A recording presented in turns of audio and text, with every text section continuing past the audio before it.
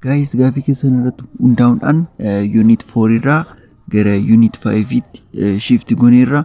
So YouTube channel kanaaf haaraa warreen taatan subscribe gochuudhaan YouTube channel keenya join gochuu dandeessu.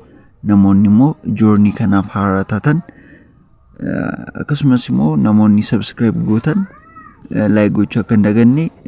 YouTube channel keenya amma subscriberii tokko tuqaa 7 keerra geera. So nuti garuu 5,000 galuu ni barbaanna. Kanattu subscribe godhaadha. Akkasumas immoo VPN osoo fayyadamtanii sabni isaatis paymentiin Itoophiyaadhaan galu yookiin immoo advertisementiin gara Itoophiyaatti ergamu xinnoo waan ta'eef so inni revenue irratti dhiibbaa waan qabuuf haga dandeessaniin VPN fayyadamadha. Just VPN yoo fayyadamtan maastaawoqiyaa yookiin immoo advertisementiin sekondiiwwan muraasa ni jiru. Isaan obsaan darbuudhaan viidiyoo keenya nuuf ilaalaa jira. So kallattumaan gara barnoota har'aa keenyatti taasisna. Guys, har'a unit 5 waa'ee sarkilii ilaalla jechuudha. So outcome one unity kanallee beekun asirratti barbaachisaa waan ta'eef so isaan ilaalla. By the end of this unit you will be able to explain the symmetrical properties of circles. Dhuma viidiyoo kana dhuma yookiin boqonnaa kanarratti waa'ee symmetrical properties of circle just beekuu qabdu. Akkasumas immoo define gochuu qabdu. Explain gochuu qabdu. Use the symmetrical properties of circles to solve related problems. Symmetrical property of circle and problem one wal qabatan just isaan solve gochuu ni qabdu jedha. Right angle properties of circles in their own orders. Kanas angle property one circle just beekuu qabdu.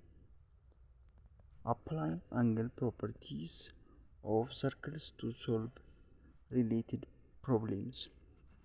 Spread more apply gochuudha. Angle property one isaan kan apply gochuudhaan problem one really ta'an solve gochuudha. And the final immoo yookiin immoo inni dhumaan find perimeters and areas of segments and sectors. Area of sector, perimeter of sector, akkasumas immoo perimeter of segment, area of segment kana beektanii taanaan gaafii hedduu hojjechuu dandeessu jechuudha unity kana keessatti. So contentiiwwan jiru. Isaanis contentii afurtu jira. Har'a kan ilaallu contentii isa jalqabaa kan ta'e symmetrical properties of circles kan jedhu kan waliin ilaallu ta'a. So haga dandeessanii haga dhumaatti viidiyoo kana bakka tokkollee osoo jaampin godhin hunda isaa ilaaluudhaaf yaalaadha. So amma kallattumaan kan ilaallu waa'ee symmetrical properties of circles kan jedhu ni ilaalla jechuudha. So dura definition of circle irraa osoo kan bareedataa. A circle is a locus of point, set of points in a plane, each of which is equidistant from a fixed point in the plane. Just circle jechuun wanta addaa miti. Circle jechuun geengoodha. Degree measuring isaa 360 kan ta'e. Innaa fageenyi locus point isaanii hundi equidistant kan ta'e. Distansiin isaanii kan wal qixa ta'e jechuudha. Just distance isaanii qixa ta'ennaan as biratti circle kana keessatti distansiiwwan jiran kan locus of point isaanii jechuudha. Wal qixa ta'ennaan circle just circle jechuun as bifa kanaatiin illee fakkaatu baatullee geengoo kan ta'edha. Akkanumatti wanta beekuu dandeessanidha. Kun wanta haaraa miti jechuudha isiniif. The fixed point is called the center of the circle. Ishiin as bira jirtu fixed point intun the center of the circle jedhamti jechuudha. Deebisee immoo the constant distance is called radius. Constant distance kun r jedhama. waliigalli isaa immoo diyaametirii jedhama jechuudha. Diyaametirii jechuun 2 times of r dha miti. So r lamaa jechuudha. Kun lamaan r dha. Bakka kanatti r'n as biratti dhaabatu tokko garanatti tokko garanatti. R'n kun maayini constant distance dha. R'n kun.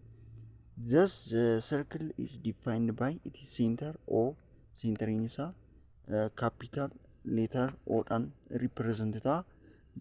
Radiusiin keenya immoo r dhaan represent ta'a jechuudha. Nama bifa kanaatiin r jettanii represent gochuu dandeessu. So as keessatti immoo area yeroo barbaadan yeroo hedduu isaa circumstancein jira. Circumstancein kana deebisee immoo r jira. R square jechuudha. Area bifa kanaatiin argachuu dandeessu. Perimeteriin isaa immoo karaa salphaatiin just qabachuudhaaf jecha 2 pi r jechuudhaan qabachuu dandeessu. Just akkamitti akka dhufe beekuun amma as biratti hedduus barbaachisaa miti. Kana barnoota kutaa gidaana irratti kaatanii kan barachaa dhuftan waan ta'eef jechaadha. Paartiin itti aanu just ammas waa'uma isaanii waa'uma circle jechaadha. So observe that in a symmetrical figure the length of any line segment or the size of any angle in one half of the figure is equal to the length of the corresponding line segment. If we fold a circle over any of these diameter, then the parts of the circle on each side of the diameter will match up and the parts of the circle on each of the diameter must have the same area. Amma fakkeenyaaf sarkilii tokko osoo fold goone osoo dachaasnee jedha bifa kanaatiin osoo nuuf kenname osoo dachaasnee kunniin paartiiwwan diyaametirii kana jechuun kanneen osoo fold goone jechaadha. Kin dachaasnee wanta match up godha argannaadha as biratti diyaametirii isaa match up kana bakka barbaannetti osoo fold goone just wal qixa ta'a jechuudha bakki isaa. As biratti isa ibsu barbaadeeti. Just ammas wanti isin hin galle yoo jiraate just viidiyoo kana irra deebitanii dhaggeeffachuu ni dandeessu. Ammas immoo yoo isin hin galle comment section irratti gaaffii nuuf kaa'aa. Viidiyoo itaan irratti immoo ibsa gabaabduu wayii isiniif kennina jechuudha. An object can have 0 lines of symmetry or it can have infinite lines of symmetry. As biratti objectiin tokko just hin beeknu circle ta'uu danda'a, rectangle, triangle, we don't know.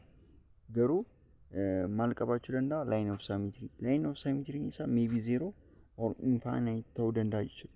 Yookiin immoo tokko lama jennee represent gochuu dandeenya jechuudha. Determine the number of lines for the figure. Figure kanaaf line of symmetry isaa determine gochuudha. Line of symmetry jechuun amma fakkeenyaaf bakka walqixa ta'e meeqatti hiramuu danda'aadha kun. Bakka walqixa meeqatti hiramuu danda'a? Fakkeenyaaf asiin hiramuu danda'a, asiin hiramuu danda'a, asiin hiramuu danda'a, asiin hiramuu danda'a. Bakka biraatiin illee hiramuu danda'a jechuudha. Sarkiliin hedduu qaba jechuudha. Amma kana qofaa miti sarkiliin hedduu qaba. Kanattuu circle has infinite number of infinite lines of symmetry jettu jechuudha. Circle has infinite lines of symmetry jechuudhaan deebii kana deebistu jechaadha. Just akkasiin galee abdiin qaba. So gara theorem 5.1 itti jennu the line segment joining the center of the circle to the midpoint of a chord is perpendicular to the chord. Kana jechuun line of segment joining the center of circle. Line jiraati line segmentiin centerii circle jechuudha kan midpointii waliin join godhu as bira akkuma ilaaltan chordii waliin perpendicular dha jechuun kun bifa kanaatiin perpendicular ta'a jechuudha. Amma proven is godha kun just word dha. As biratti immoo practical isa kan ilaallu ta'a. Given A circle with center O asirratti akkuma jiru jechuudha. And chord jechuun immoo chord jechuun P Q dha. Circling keenya O dha. Asirratti kana beekuu qabdu. Midpoint isaa immoo M kan ta'edha. We want to prove that angle O MP kana jechuun bifa kanaatiin yookiin jechuudha. OMP angle is right angle. Right angle sababiin itti ta'eef perpendicular line is asirratti uumama jechuudha. Perpendicular dha kan asirratti ta'u. Sababni isaatis 90 degree measure godha asirratti. Pythagoras theorem yaadattu taanaan bifa sanaatiin akkas jechaadha. Kun triangle dha. Bifa kanaatiin yookiin asirra 90 degree akka ta'e kophaatti yoo akkanatti kaa'ama jechuudha. Eshi asirratti seentariin isaa koordii waliin perpendicular dha kan jedhu. Seentariin koordii waliin perpendicular akka ta'e theory'n kun dubbataa jechuudha. Theorem'n kun draw the diameter ST. Eshi draw jechuun isa kan ST kana measure goona kana jechuun fakkii guutummaa isaatti yeroo ilaallu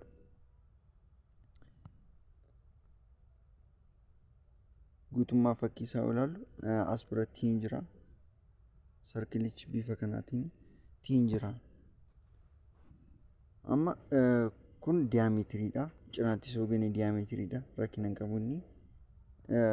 Kana maal jettu diametrii ST dha. Through point M. The circle is symmetric about ST and PM is congruent to KM. As biratti immoo sarkiliin kun yookiin immoo symmetric akka ta'e as biratti dubbataa jechuudha. Amma ST fi PM congruent to KM irratti symmetric ta'a jechuudha. Kana jechuun maali? PM jechuun isa kana, PM jechuun isa kana, QM jechuun isa kana. As biratti symmetry nuumeeraa jechuudha. Yeroo kaan immoo maal jenna? Line of symmetry kan jedhu yeroo akkanatti sararuu jechuudha. Garuu amma symmetry nuuf ta'eera jechuudha. Line of sun taane symmetry ta'eera jechuudha. So ST is perpendicular bisector of PQ. ST'n bifa kanaatiin kan jiru jechaadha. Inni waliin perpendicular dha PQ waliin. Akkam ta'e kana jechuun bifa kanaatiin akkana ta'e jechuudha. Yookiin immoo isa jalaa kana balleessitanii bifa kanaatiin jechuu dandeessu. As biratti digirii 90 bisector dha. Bisector sektarii lamaanii baay'ee tokko karanaanii bifa kanaatiin kan jiru jechuudha. Kana biraatiin immoo karanaan bisector ta'eera jechuudha. Perpendicular bisector jedhu kana jechuudha.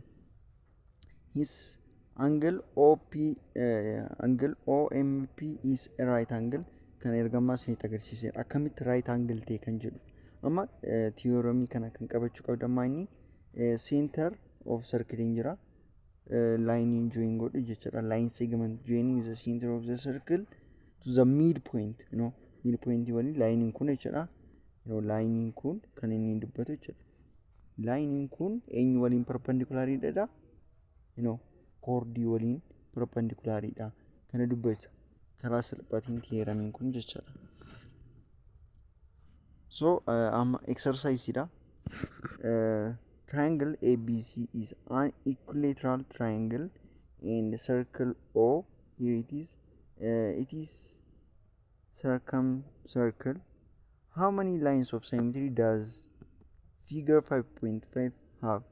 Amma asirratti kan nu gaafatu triangle circle keessatti jechuudha. Kana jechuun maal jedhamu yaadama? Maqaa qaba. Maqaan isaa maal jedhama? Circumcircle jedhama. Triangle circle keessatti yeroo kaafamu jechuudha. As biratti circle keessatti triangle jiru equilateral triangle dha. Kana jechuun gama sadiinuu wal qixa kan ta'e jechuudha. Akkasumas immoo represent kan ta'e on center of circle dha. Center dha. Center circle jedhama.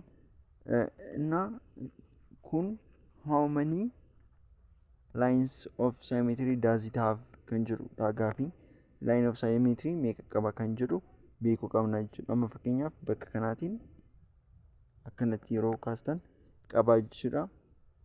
As biraanis yeroo kaastan qaba. Asinis yeroo kaastan qabaa jechuudha. Akkanatti lakkoofna jechuudha. Akkanatti lakkoofdhaan deebisaa beekna. So circling line of symmetry sadii qaba jechuudha. Second, in figure 5.4 above show that triangle OPM congruent to triangle OQM.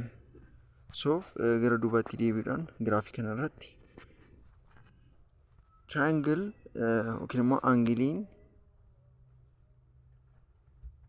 triangle OPM triangle kana jechuudha. Triangle OPM fi triangle OQM congruent dha kan jedhudha. So amma akkamitti akka congruent ta'e isinitti agarsiisa. Amma side PM ilaala. Side PM jechuun kana. QM jechuun kana. Sidein isaanii erga wal qixa ta'e sooma inni isaan congruent dha. As birattis immoo ilaala. As biratti triangleewwan kunneen congruent ta'u jechuudha. Yeroo kopha kophaatti baasnu akkam ta'a? Kun OPM fi triangle OQM ta'a jechuudha. So as biratti maal check goona? P QV waliin ta'uusaa check goona. P lammaffaarreera P lammaffaarreera Q'nis lammaffaarreera O firstidha. M'in immoo dhumarraa jechuudha. As biratti check gochuu dandeenya. M'in lastidha. P bakka jiru ilaala. O fi kun so congruentidha jechuudha. Congruentii akka ta'e agarsiisaadha. So congruentidha. Sirriidha jechuudha. Amma isinitti agarsiiseera jedhee yaada. Characteristics of chord part 1. Theorem 5.2. The line segment drawn from the center of the circle perpendicular to a chord bisects the chord. Kana jechuun maali? So ibsasaa prove gochuudhaan isinitti agarsiisa. Line of segment drawn from the center of the circle. Linein kun center of circle irraa drawn godhame yookiin kaafame perpendicular to chord. Chord kana waliin perpendicular dha. To a chord bisects the chord.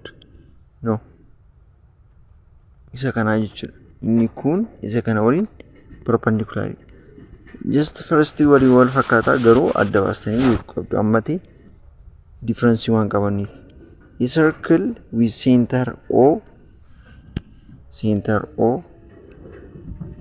Circle isaa O dha. Circle handhuurri isaa as bira bakki itti sirrame kun chord waan ta'eef akkanatti sirrame. Chordin hirruudha sababii saniif. ON is drawn from the center O perpendicular to the chord AB. ON immoo perpendicular dha AB waliin. ON is perpendicular to AB sirriidha. Sababni isaas as biratti 90 degree form ta'a jechuudha. So we want to prove AN is congruent. AN side is congruent to NB. Amma as biratti sidein AN in NB waliin congruent ta'uusaa prove goona. Just ni ilaalla. Join OA and OB. As biratti maal goona? OA fi OB join goona. Kana jechuun triangle form akka godhuuf. Triangle form godheera jechuudha. Then as biratti ON congruent to OB sidein isaanii congruent dha jechuudha. First irratti radii of circle jedhamu isaanii sababni isaatis asii kaasee haga asii kan jiru yookiin immoo gara gadii siqnee ilaaluu dandeenya. Asii fi as kan jiran raadiidha. Measure angle ANO kana jechuudha fi measure angle BNO is congruent. Kun true dha. Sababni isaatis lachuu measure kan godhan 90 degree dha. 90 degree measure waan godhaniif angiliin isaanii leessee teetaa jechuudha 90 degree dha jechuudha. Kun congruent akka ta'an nutti agarsiisa. Side ON jechuun kana asii gara gadii congruent to ON waliin congruent dha. Kun common side jedhamu jechuudha. Common side jedhamu side kan walii jechuudha. Triangle AON kana jechuun maanni AON kana jechuun triangle kana fi triangle BON waliif maanni right hand side criteria of congruency dhaan wal qixaa jechuudha yookiin congruent dha jechuudha. Congruent right hand side kan jedhamu congruent ta'u jechuudha. Jechuun right hand side 90 degree dhaan wal qixa kan ta'an yoo ta'u, so right hand side jechuudhaan congruent ta'u jechuudha. Kana old curriculum grade 9 irratti argachuu dandeessu. Akkasumas immoo haara irrattis maybe waan hin dhabamne natti fakkaata. Amma immoo side AN jechuun ishii tana AN fi side BN congruent dha. Kun dhugaadha. Steppii afuraffaa irratti depend ta'uudhaan nu akkamitti AN as bira BN 0 yookiin immoo O cancel out goonee triangles baasnee congruent akka ta'an asirratti beekuu dandeenya jechuudha karaa isa biraatiin. Kan itaan theorem 5.3 equal chords of a circle are equidistant from the center of the circle. Equal kana jechuun kana equal chord jechuun ishii tana of a circle are equidistant from the center of the circle. Amma chordiiwwan kunneen seentariidhaa isaan kan fagaatanii jiran haala wal fageenya qixxee ta'anii fageenya kanaatis qixa. Fakkeenyaaf osoo kun tokko ta'e kunis tokko jechuudha. Fageenyi agaasii jiruu fi agaasii jiru wal qixa jechuu barbaade theoremiin 5.3 kan inni dubbatu. Proof gochuu dandeenya yookiin immoo kana namoonni proof isa barbaadan just proof gochuu ni dandeenya. Chord AB and CD are in equal lengths. Amma as biratti AB ilaala. AB chordiin isaanii jira. Akkasumas immoo CD chord lengthiin isaanii jira. Amma kunneen lengthiin yookiin fageenyi A fi B fi CD wal qixa jechuudha. A dhaa gadi jiruu fi C dhaa gadi jiru wal qixa. As fakkeenyaaf lama osoo ta'e asis lama jechuudha. Wal qixa jechaadha. Construction akkaataa kana ittiin circle kana draw goonu. Join A and C jalqaba A fi C join gochuudha. As biratti we center O and draw perpendiculars from 0 to the chords AB. Okay, as biratti jechaadha. Fi CD dhaaf jechuudha. Bifa kanaatiin laayinii draw goona. Irraan gadi jechuudha. We want to prove OP side is equal to or congruent to OQ. OQ waliin congruent akka ta'e prove gochuudha. Amma steppiin jalqabaa jechuudha. So AP jechuun kana ilaala. AP jechuun walakkaa AB jechuudha. AP jechuun walakkaa AB jechuudha. Walakkaa AB. Sababni isaatis AB jechuun maal jechuudha? 2P dha. 2P jettanii qabachuu dandeessu. Or immoo 2AP akka kanaatti jechuudha. So AP hambisuudhaaf over 2 gootanii fudhachuu dandeessu jechuudha. Kun walakkaa isaadha. Walakkaa ta'e waan over 2dhaan baay'ifamaa jechuudha inni guutuu ta'e sun. CDnis akkasuma CD guutuu kan ta'edha. CQ isaa argachuudhaaf CD lamaaf hiruudha. Wal fakkaataadha kunniin. Step lammaffaa irratti immoo measure angle CQO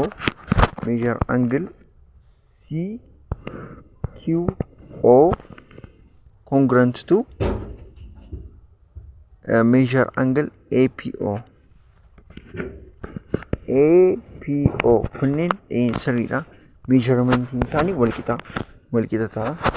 Kun wanta real ta'edha. Just kan beekamedha. 90 degreedha. Perpendicular akka ta'an as biratti mul'isaa jechuudha. Kana jechuun maanni as biratti OP let's say OP is perpendicular to AB. OP is perpendicular to AB. Akkamitti ta'e ilaala. Kana jechuun maani OP dha. Kana jechuun maani AB dha.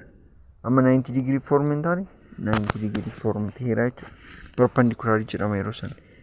OQ'n CD waliin irraan gadee kan jiru jechuudha. Amma immoo irraan gadee kana kan jiru OQ'n CD waliin perpendicular ta'eera jechuudha. Isaas biratti nutti agarsiisa. Sadaffaa irratti immoo ON saayidiin isaa congruent to OC saayidii ta'a jechuudha. OA as biratti ilaaluu dandeenya. OA jechuun noo kana OC waliin wal fakkaataadha jechuudha. Saayidiin isaanii yookiin immoo congruentidha. Wal fakkaataa osoo hin taane similarity fi congruency'n gargar waan ta'aniif congruent jedhama jechuudha. Walitti galu congruentidha jechuudha. Kun radii of the same circle dha. Radiin isaanii wal qixa kan ta'e AB fi CD. AB jechuun isa kana just akka wal qixa ta'an tilmaamuun nama dhibu as biratti wal qixa.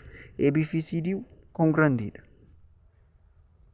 Triangle OPA jechuun immoo ilaala. Triangle OPA jechuun OPA kana fakkaata jechuudha. QOC walii wal qixaa jechuudha. Kun congruentidha jechuudha. Congruentii akka ta'e mul'isa. Ja'affaa irratti immoo OP'n OQ waliin congruentidha. OP jechuun OQ waliin congruentidha. Kan just kan beektanidha jechuudha. So example haa ilaallu. Figure kana irratti akka ilaaltanitti chord of circle radiusiin isaa 5 kan ta'e fi 8 centimeter kan dheeratu 8 centimeter jechuun waliigala dheerina irraa kaasee haga baatti kan jiru. Asii kaasee haga asitti kan jiru 8 dheerinni isaa. Midpoint waan jiruuf AM jechuun immoo AM jechuun midpointiin isaa AB over 2. AB'n keenya dheerinni isaa meeqa?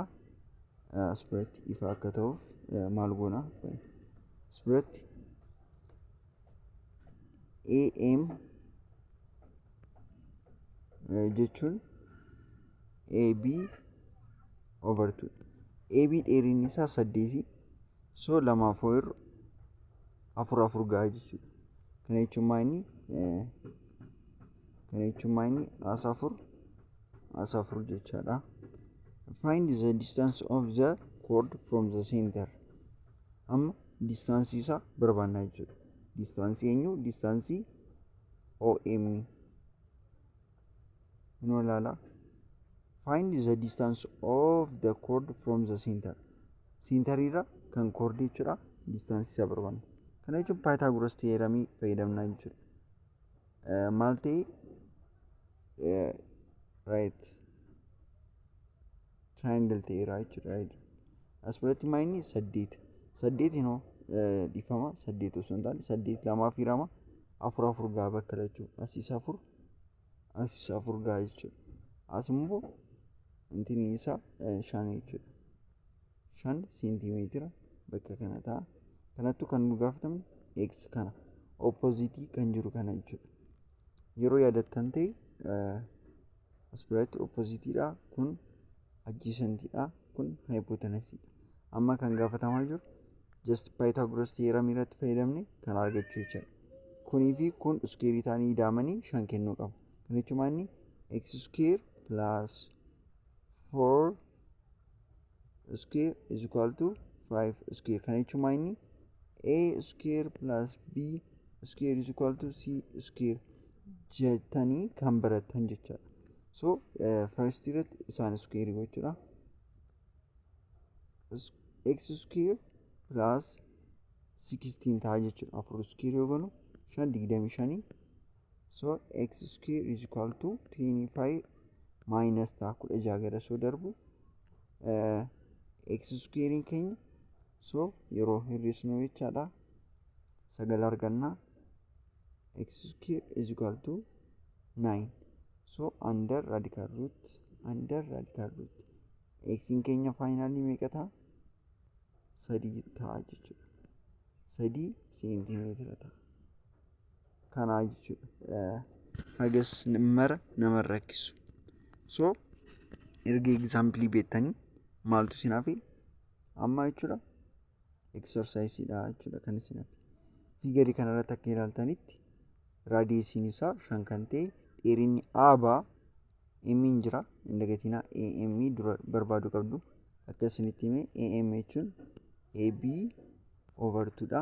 ab jechuun asitti amma fakkeenyaaf 6 hiruu 2 3 jecha 3 as bira 3 jecha ida'ama waliigalaa isaaniiti ab ida'ama waliigalaa am fi mb jechuudha.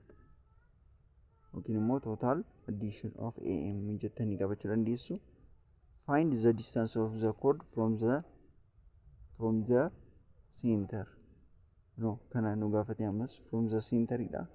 Kana jechuun ammas akkana ta'eera. Kana jechuun 3 asii as 5 kun x dha jechuudha. Kana jechuun akkuma dura hojjechaa ture Pythagoras theorem itti fayyadamna jechuudha. Kuniif kun square ta'anii ida'amanii square kana ta'e walii wal qixa ta'uu qabuudha. Kana square goonee gatii dhufu waliin wal qixa ta'uu qabuudha. Seerri isaa so square gochuudha. 3 square goon 9 5 square goon 25 so x barbaaduudhaaf amma steppiin nuti fudhannu 9 garas dabarsuudha. 25 hir'isuu 9 ta'a jechuudha. Kana jechuun meeqa 16. So as biratti erga kana arganneen booddee x square kophaatti hambisuudhaaf radical root jala galchuudha. Kana jechuun as bira 16 arganneerra radical root jala galchuudha. 16 yeroo galchinu kanas galchuu qabna hin baddi x finally meeqa ta'a 4 ta'a jechuudha. Lammaffaa irratti characteristics of chord part 2. If the angles theorem 5.4 if the angles subtended by the chords of a circle are equal in measure then the lengths of the chords are equal. Maal jedha angiliin chordii subtended godhee jiru kun kana jechuun chordiidhaan kan marfamee jiru kun meesharidhaan wal qixa ta'an dheerinaanis chordiiwwan kunneen wal qixa ta'uu jedha. Prove kana immoo ilaaluu qabna jechuudha. We have to prove it. So maal goona amma triangle lamatu jira jechuudha as keessatti circle kana keessatti tokko AOB fi lamaffaan immoo POQ kan jedhu kana jira jechuudha. So isaan prove gochuudhaaf wanti beekuu qabnu sirriitti kanarratti hojjechuu ta'a jechuudha. Amma laalaa duubatti deemnee side AB laalaa side AB jechuun kana side AB is congruent to side PQ. ta'a jechuudha. Amma kana yeroo jennu kun givinii keenya jechuudha. Second irratti immoo side OA congruent to side OB, side OB congruent to side OP, side OP congruent to side OQ. Kana immoo prove haa goonu. Side OA is congruent to side OB jedha miti as biratti. Side OA OB waliin congruentidha. Laala OA jechuun saaydiin isaanii kana, kan OBtis saaydiin isaa kana congruentidha. Isaan afranuu congruentidha. Kun baay'ee salphaa waan ta'eef yeroo keessan irratti fixuu isin irraa ni eegamu.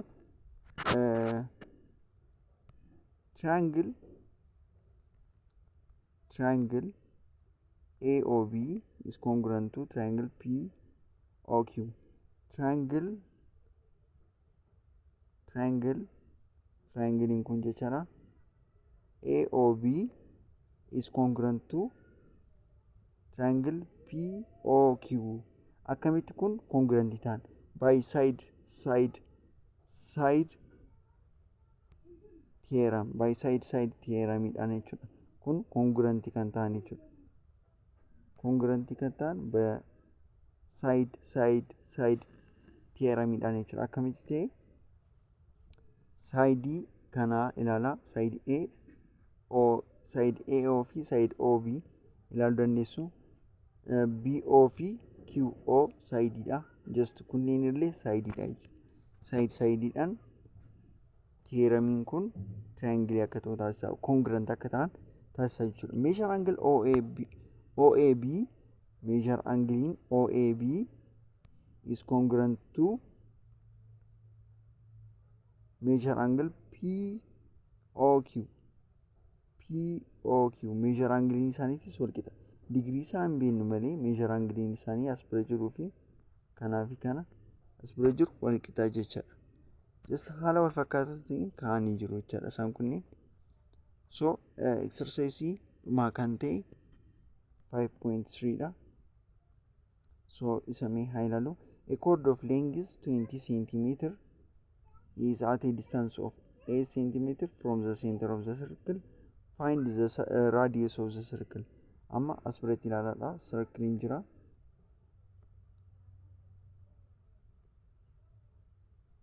Circle kana jira.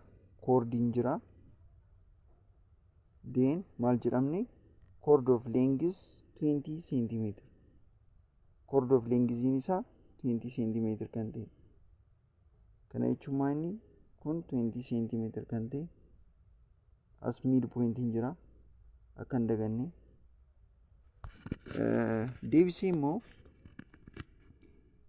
at a distance of 8 cm from the center of the circle. Distance isaa immoo 8 cm kan ta'e circle irra. Kana jechuun asiin gadee 8 kan ta'e jechaadha. Kanattu maal nu gaafate? Find the radius of the circle. Radius of circle nu gaafate jechuudha. Inni maayini ishiin tun meeqa taati kan jedhu. Amma kana hojjennu ta'a jechuudha. Erga kana beeknee kun AB jennee moggaasna dura. Kana AB midpoint isaa M dha. So dura M barbaanna. Akkan kanaan dura isinitti hime AB lamaaf hiruu qabdu. AB meeqa? 20 yeroo lamaaf hirtan 10 ta'a jechuudha. Kana jechuun maanni as bira 10 bakki kun jechuudha. Bakki inni itti barreesse isinii galuu dhiisuu danda'a. Garuu kun 10 jechaadha. Kana yeroo kaasnu akkamitti circle isaa yeroo kaastan kana M osoo jennee midpoint as bira 10 as biras 10 walii galatti 20 jechuudha. As bira B dha, as bira A dha, as bira midpoint dha, circle kan radius dha. Kun 8 cm jedha kitaabni keessan giviniin isaa 8 cm. Maal nu gaafate? R dha. Amma maal goona? Erga kana kaafattanii amma nootti qabachuu qabdu as biratti balleessuuf hin deema. Kana maal goona seetan? triangle isaa qofa baasna jechuudha. Triangle isaa kam ta'a? Akkana ta'a arriin keenya no. Kudhan kuni kun 8. Kunis square ta'e kunis square ta'e ida'amee r square nuuf kennaadha. So rule isaa beekuudhaaf 8 square ida'uu 10 square qubeedhaanis bakka buusuu dandeessu akka fedha keessanii r square dha. So 8 square yoo goonu 64 ida'uu 10 square yoo goonu immoo dhibba ta'a jechuudha. So r square jennaan jechuudha. So r argachuudhaaf amma maal goona lamaan isaanii ida'uudha jechuudha. Kana jechuun maanni r osoo bakka wal jijjiirres rakkina hin qabu. 64 ida'uu dhibbaaf 64. So r kophaatti hambisuudhaaf gamalachuu square root jala galchinaa jechuudha. Square root jala r wal qixa ta'a square root of 164 kana calculator fayyadamtanii baasuu dandeessu jechaadha. So gara lammaffaatti ceenu a chord of a circle of radius a centimeter is 10 centimeter long. Kana jechuun sarkilii leessee sarkiliin kana dheerinni isaa meeqa? 10. 10 jechuun maanni yeroo 2 meeqan isiniin jedhe kanarra 5 karana 5 achirraan gadeen jira.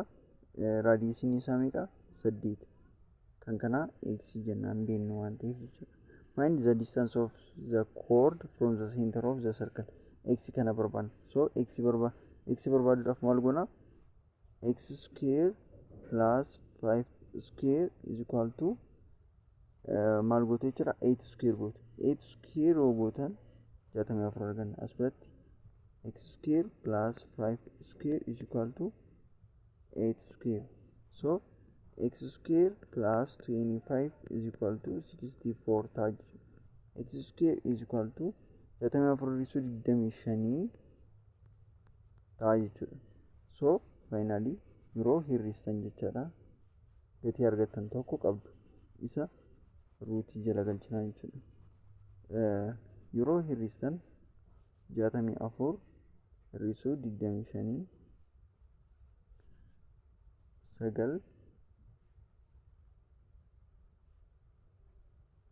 shanirraa 2 3 kana jechuun 39 I think akkasumatti fakkaata 14 5 39 ta'a jechuudha. 39 kana maal gootu 39 argannaa jechuudha. Maal goona x square is equal to 39 kanattu gamalachuu under square root goona x is equal to under root 39 ta'a jechuudha. Kana lammaffaan. Sadaffaan immoo AB and CD are equal chords in a circle of radius 10 cm. If each chord is 60 cm, find their distance from the center of the circle. AB fi CD wal qixa ta'an keenyaaf AB kana jechuudha. Okay. AB jechuun kana in the CD fakkeenyaaf asiin haa ta'u osoo kana ta'e raadiyesiin isaanii immoo mid pointiin as bira. Okay. Raadiyesiin isaanii 10 cm osoo ta'e if each chord is 60 chordiiwwan tokkoon isaanii immoo 16 find their distance from the center of the circle. Distance isaanii barbaaduudha jechuudha amma. So pictureidhaaf bakka nu ga'u bakka barbaannaaf amma as biratti so maal goona dura circle kaasna jechuudha. Chord AB CD walii wal qixa.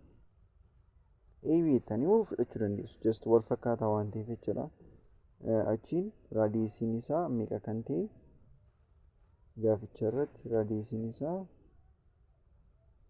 10 kan ta'e just isinis yaaduu qabaatan comment section irratti nuuf barreessaa. Wanni isin hin galle jiraatis akkasuma kun immoo tokkoon isaanii 16dha. Mee tokkoon isaanii maal jechuu barbaadeeti mee haa dubbisnu. AB and CD are equal chords in a circle of radius if each chord is 60 cm. Each chord jechuun tokkoon isaanii chordiiwwan tokkoon kana jechuun maanni 16 miti kun jechuudha. Sababni isaatis each chord jechuun AB dha. AB fi CD dha. Fakkeenyaaf kun sarkilii biraadha jennu. Just achirrattis kaasuu dandeessu. Fakkeenya agarsiisuu barbaadeen malee. Kunis 16. Each jechuun AB'n 16 each jechuun tokkoon isaatii kunis 16. Jechuun 8 jechuudhaan oolu M'dha kun. So bifa kanaatiin jechuu barbaadeeti ni ilaalla. Yaada warreen qabaatan immoo comment section irratti nuuf barreessaa. So amma nuuf kana x square plus 8 square is equal to 10 square. Kun c dha akka beektanii fi kun a or b jechuudha. Kun opposite waan ta'eef a dha kun b dha. A square plus b square is equal to c square akka jedhamu isaanii jechuudha. X square plus 64 is equal to 100 ta'a jechuudha. Achiin maal gootu erga kana isin dhufee booddee x square plus dhiifama amma plusiin asirratti nuuf fayyadu is equal to osoo inni 10 dhiifama dhibba hir'isuu 64 ta'a jechuudha. Asirratti x square is equal to meeqa ta'a? 36 ta'a. I think 36 dhufa. Dhibbarraa gaafa 64 hir'iste 36 under radical root gootu achiin finally x in keenya 6 ta'a jechuudha. Yaadaa fi qeeqoo qabattan comment section irratti nu beeksisaa. Haga ammaatti waan nu waliin turtaniif hedduusaa galatoomaadha. Viidiyoo biraatiin haga wal arginutti nagaan tura.